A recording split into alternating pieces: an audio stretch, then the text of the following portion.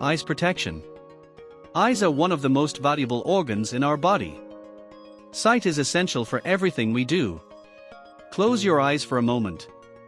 Imagine living your entire life in complete darkness.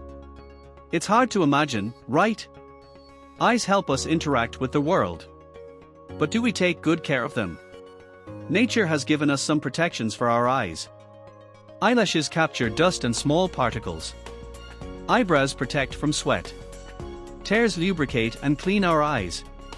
Pupils contract to protect from bright light. These natural defenses are enough for small injuries. But at work, our eyes face greater dangers. For example, sparks and splashes when cutting or hammering. Hot metal sparks when working in foundry. Chemicals and acids that can burn the eye surface. Eye protection is essential.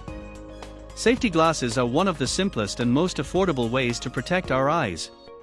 Regular prescription glasses don't offer adequate protection. Safety glasses are the best defense, but only if we wear them.